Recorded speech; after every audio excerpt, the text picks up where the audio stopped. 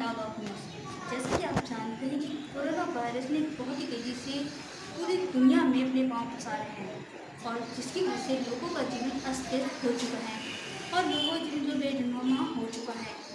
ये corona virus ऐसा virus है जिसके गंभीर हालात हमारे देश में पैदा हो गए हैं।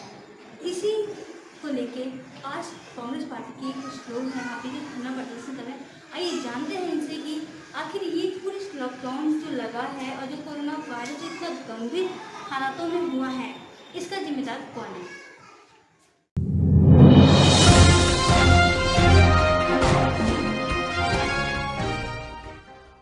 लॉकडाउन में भी सभी लोगों की मदद करी, जो लोग बेचारे परेशान थे उनकी मदद करी और अभी भी आप जो है जनता के लिए काम कर रहे हैं, सैनिटाइजर करा रहे हैं और आज आप धरना प्रदर्शन कर रहे हैं। तो क्या चाह रहे हैं आप सरकार से, क्या मांग है? आपने सर ने बताया कि वो केंद्र सरकार और दिल्ली सरकार को जिम्मेदार मान रहे हैं, तो आपकी क्या मांग है, क्या चाहते हैं?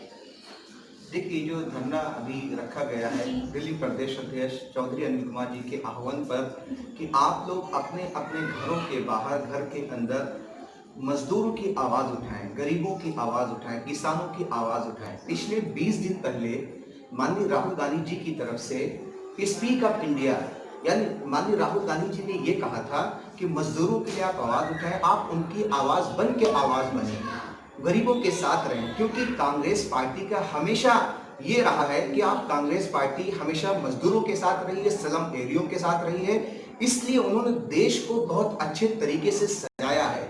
एजुकेशन हासिल करने के लिए आईआईटी दिया, आईएमटी दिया और हेल्थ के लिए एम्स जैसे हॉस्पिटल दिए, इसी तरीके से ट्रांसपोर्ट के लिए तमाम चीजें दी इस तरीके से। लेकिन आप ये देखिए, पिछले 6 सालों में क्या नरेंद्र मोदी की गवर्नमेंट ने, बीजेपी गवर्नमेंट ने क्या कोई इस तरीके से हेल्थ पे कोई काम किया, एजुकेशन पे कोई काम किया? इसी तरीके से माननीय मुख्यमंत्री अरविंद केजरीवाल जी ने क्या कोई काम किया कि नहीं किया? पिछले 3 महीने से मजदूर किस तरीके से परेशान है। अगर कोई मजदूर परेशान हो जाता है और वो बीमार होता है, अपने बच्चे को लेकर घर से बाहर निकलता है, तो उसको हॉस्पिटल में एडमिशन नहीं मिलता है। क्यों नहीं मिलता है? आप तो जब 2-3 महीने 4 महीने पहले जब चुनाव हुआ, आप तो इस तरीके से बता रहे थे कि हमने स्वास्थ्य पे ये काम किया, स्वास्थ्य पे ये काम किया, लेकिन अब ऊंट पहाड़ के नीचे आया है। आपकी वेंटिलेशन मशीन कहाँ है? आपके बेड्स कहाँ हैं? आपके हॉस्पिटल्स कहाँ हैं? स्वर्गीय शीला दीक्षित जी को हम लोग नमन करें, क्योंकि उन्होंने किस तरीके से दिल्ली को सजाया। आपको 35 हॉस्पिटल दिए, लेकिन हम बहुत ही निंदनीय करते हैं माननीय मुख्यमंत्री जी की बात की कि हम 5 से 6 हॉस्पिटल सिर्फ किसके लिए? कोरोना पेशेंट के लिए देंगे। मैं ये कहता हूं माननीय मुख्यमंत्री जी से, दिल्ली ने आपको पूर्ण बहुमत दी है, आप दिल्ली के लिए आइए, दिल्ली के लोगों के लिए दिए। दिल्ली अगर आप इस तरीके से नहीं करेंगे तो दिल्ली वाले आपको बताएंगे। इसीलिए माननीय चौधरी अनिल कुमार जी की तरफ से ये आह्वान था कि आप लोग घरों में बैठे और गरीबों की आवाज उठाएं और बताएं कि कांग्रेस पार्टी का एक-एक कार्यकर्ता, कांग्रेस पार्टी का एक-एक पद अधिकारी, कांग्रेस पार्टी का एक-एक मंत्री आपके साथ खड़ा हुआ है, आपके साथ खड़ा रहेगा। सर, अरविंद केजरीवाल जी ने पूरे लॉकडाउन के चलते दावा किया था और करते आए हैं कि हमने जो राशन दिया है 10 लाख लोगों का खाना बनवा रहे हैं और स्वास्थ्य भी पे भी पूरा काम कर रहे हैं। तो आप किस आधार पे कह रहे हैं कि कमी हो रही है, दिल्ली सरकार कुछ नहीं कर रही है? देखिए, वो तो आपको रोड पे खुद दिख गया होगा कि लोग यहाँ से प्लान करके गए अपने घरों की तरफ। अगर उनको कोई दिक्कत ना होती, कोई परेशानी ना होती, तो ये मजदूर, ये कामगार, ये वर्कर अब यहाँ से अपने घर को ना जाते। आप ये बताइए, जो माननीय प्रधानमंत्री जी ने ये कहा था, जो वर्कर जिस कंपनी में काम कर रहा है उसको सैलरीज मिलेंगे, लेकिन बात ये होता है कि वो वर्कर जो कंपनी वाले होते हैं वर्कर को छोड़ देते हैं। इसी तरीके से माननीय मुख्यमंत्री जी कहते हैं, हम अगर आपके किसी के पास आधार कार्ड नहीं है, किसी के पास राशन कार्ड नहीं है, हम आपको एक ऐप दे रहे हैं और उसके जरिए से आप फॉर्म भरिए, हम आपको राशन देंगे। ये पूरी तरीके से माननीय मुख्यमंत्री जी का एक विज्ञापन होता है, यानी वो काम पे ज्यादा ध्यान नहीं देते, विज्ञापन पे ज्यादा ध्यान देते हैं ताकि हम लोगों का मन जीते, दिल जीते।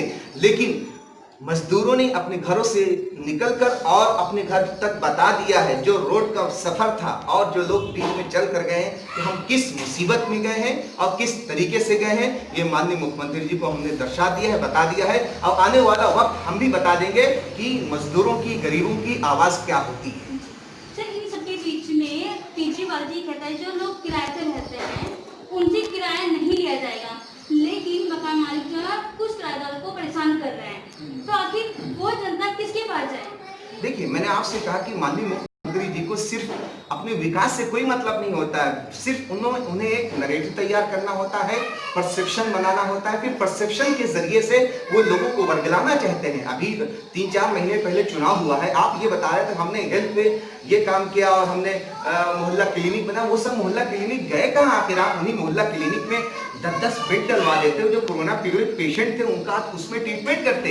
ये तो एक आपका खोखला वादा है। जिस तरीके से माननीय मुख्यमंत्री जी को एक किसान जान गया है, मजदूर जान गया है और एक पिछड़े वर्ग के लोग जान गए हैं कि अब हमें आपने बहुत ठगा है, आने वाला वक्त अब जनता नहीं ठगने वाली है। अब आपको हम बताएंगे किस तरीके से क्या जनता की सेवा की जाती है। तो सर क्या ये माना जा सकता है कि अरविंद केजरीवाल ने पूरे लॉकडाउन में जो अब तक कहा वो सिर्फ जुमलेबाजी की और उसके अलावा कुछ नहीं? देखिए हम क्या कहें, आप जनता के बीच में जाइए, जनता जो अपने रोड पे चल के उन्होंने किस तरीके से, आप ये बताइए, निजामुद्दीन से एक माँ अपने बच्चे को अटैची पे मतलब सूटकेस पे बैठा के लेके जाती है। आप ये बताइए उस माँ का कलेजा बाहर निकल आता है, आंसुओं से आंसू निकल आते हैं। आखिर ये कहाँ का इंसाफ है? उसी माँ ने आपको वोट दिया है, आपको जनता का प्रतिनिधि बनाया है, आपको पूर्ण बहुमत दी है, आप उनके बारे में नहीं सोच रहे हैं। आप सिर्फ जुमलेबाजी करते हैं, आपके पास कोई वर्क नहीं, आपके पास कोई टीम नहीं, आपके पास कोई मास्टर क्लास नहीं उन गरीबों के लिए, उन मजदूरों के लिए, उन किसानों के लिए। आप आइए, थोड़ा अपना काम करिए, इंप्लीमेंट करिए चीजों को। आप देखिए, अपने पदाधिकारियों से पूछिए कि आपने ये जो मास्टर प्लान बनाया है लॉकडाउन के अंदर, आप इसको देखिए कि इसमें मजदूर क्यों प्लान कर रहे हैं, क्या दिक्कत आ रही है। आपने कहा कि उनसे किराया नहीं लिया जाएगा, आखिर वो किराएदार परेशान होकर घर क्यों जा रहे हैं? आप देखिए, आपने जनता के प्रतिनिधि हैं, आप जाइए जनता के बीच में, आइए, पूछिए जनता से, वो आपको जवाब देंगे।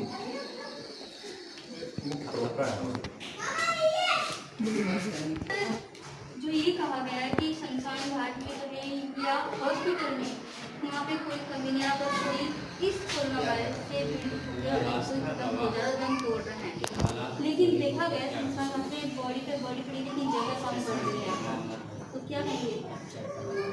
पहली बात तो यह है कि शमशान घाट की बात मत कीजिए। पहले हम लोगों से आपको ये पूछना चाहिए कि हम अपने दरवाजे पर बैठ के धरना क्यों दे रहे हैं?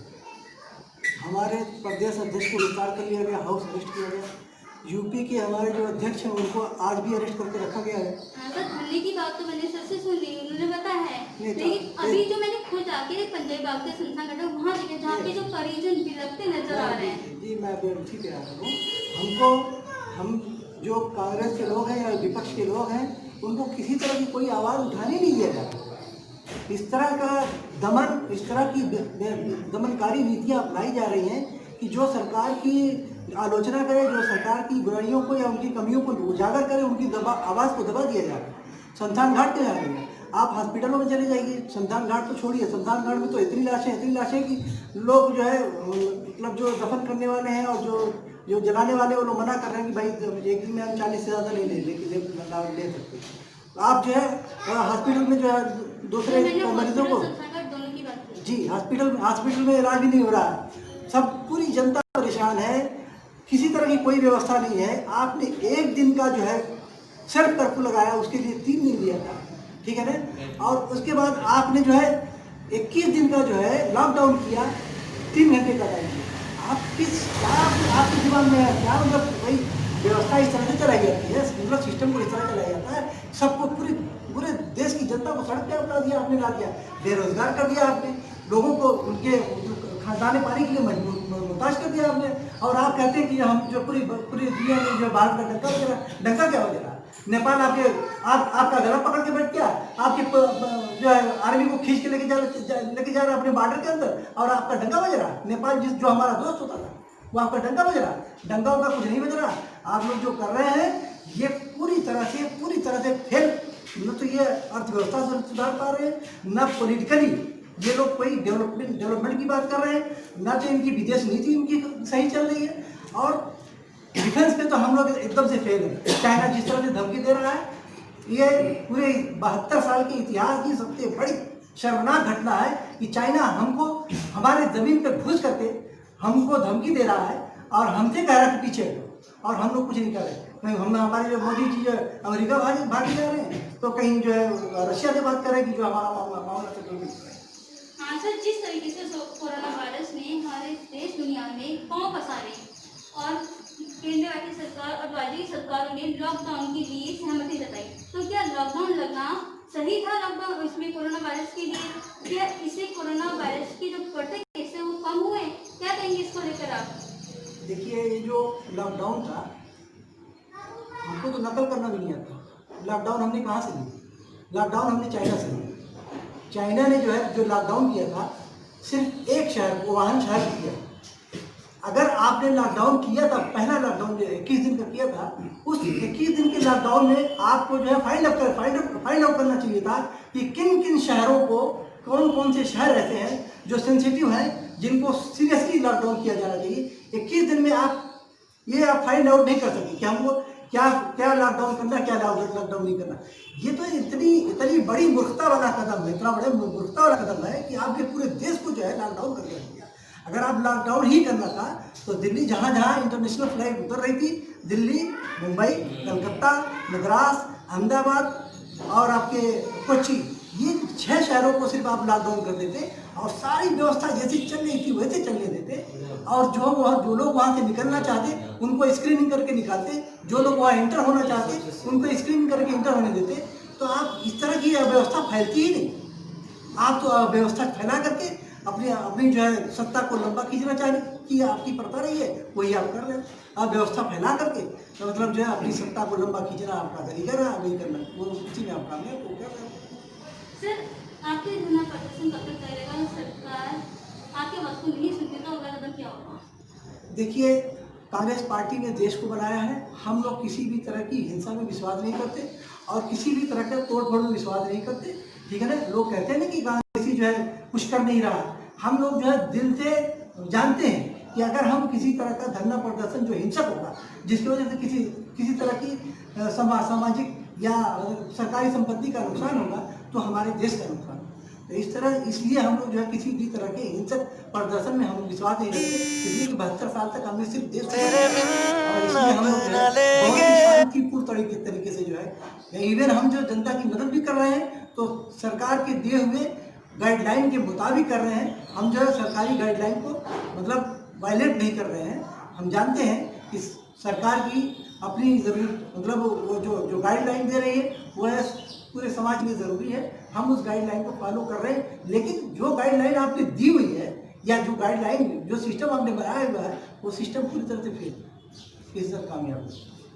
कांग्रेस पार्टी, कांग्रेस पार्टी, राहुल गांधी, राहुल गांधी, प्रियंका गांधी, प्रियंका गांधी, सोनिया गांधी, चौधरी अनिल कुमार, नदीम जावेद, नदीम जावेद, हंसला उस्मानी, हंसला उस्मानी, अली मेहदी, केंद्र सरकार, केंद्र सरकार, नरेंद्र मोदी शर्म करो,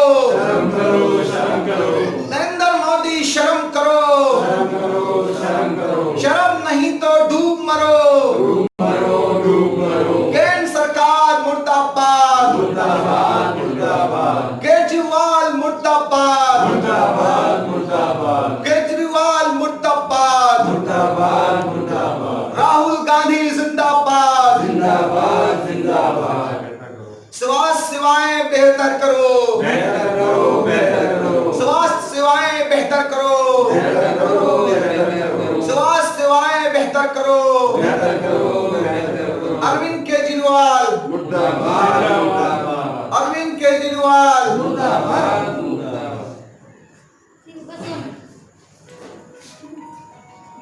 जैसा कि आपने देखा कि हमने कांग्रेस के कार्यकर्ताओं से यहाँ पे बात की तो उनका यही कहना है कि दिल्ली प्रदेश जो है अनिल चौधरी के आह्वान पे आज इन्होंने कोरोना जैसी गंभीर बीमारी के चलते जो यहाँ पे धरना प्रदर्शन कर रहे हैं शांतिपूर्वक और सोशल डिस्टेंसिंग के साथ में। इनका ये कहना है कि अब तक जो अरविंद केजरीवाल जी और नरेंद्र मोदी जी जो बड़े बड़े दावे करते हैं, अगर जो दावे अगर किए हैं, अगर उन्होंने उनसे पे काम किया है तो आखिर जनता क्यों परेशान है, क्यों इतने केस बढ़ रहे हैं?